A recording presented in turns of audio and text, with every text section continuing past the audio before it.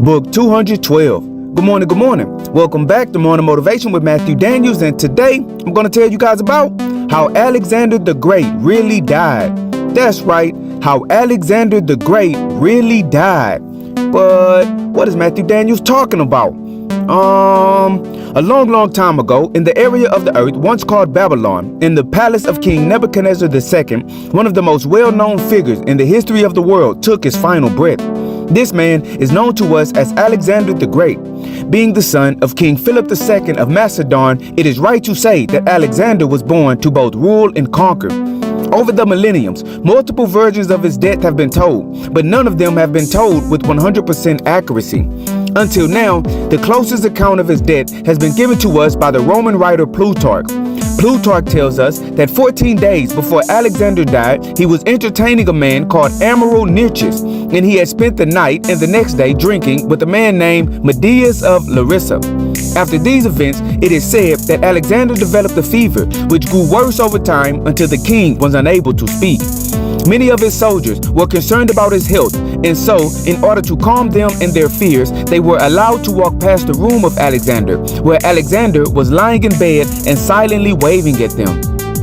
Being unable to recover, however, Alexander died there in Babylon.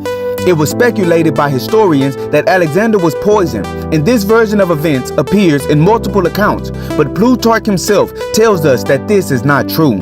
As fate would have it, one of my ancestors lived during the time of Alexander the Great, and they were in close proximity to the king when he took his last breath, and they have passed the true history down through the ages directly to me from mouth to ear. I know for certain that although Plutarch got much correct, he did not accurately tell us why the king became sick and died. I was told that while in Babylon, as was his habit when he entered the new lands that he conquered, Alexander ordered that all of the wise men, priests, and soothsayers of the land be brought before him. Alexander was obsessed with omens and prophecy, and he desired that these men in Babylon would tell him things about the future concerning his battles and wars.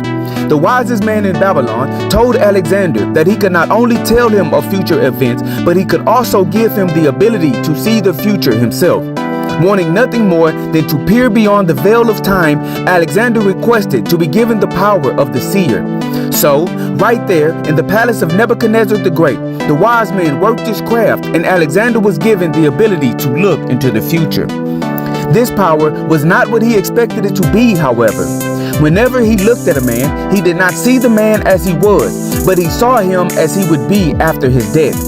Everyone that Alexander looked at appeared to him to be a walking, talking pile of torn flesh and rotting bone. His brain even began to smell death at all times, and even when he looked at food or animals, he could only see them in a state of decay. When he asked the wise man what he had done, the wise man said that the future of all things living was death. So to see the future was to see death. Alexander slowly began to go mad. Even a king whose business was war could not see the future as it truly was. Plutarch was correct that his soldiers were led past his room, but he did not add that Alexander saw all of them as dead men. This burden on his mind was too much for a man to bear, and eventually he died from the powers he had been given. And so, the morning motivation of today is how Alexander the Great really died. We can sometimes wish we could see the future so that we could know what would happen next, when indeed we can already see the future. The future of everything that lives is death. And since we know this, we should simply appreciate this life while we have it and focus on doing things that are pleasing to our heart. So today, do not worry about tomorrow. Instead, focus on today. And as you do, always strive to do that which is good. And remember, you are awesome, you are amazing, you are wonderful, and you are great. And you are going to change the world. I just hope I'm still alive to see it, family. I'm out. Good morning.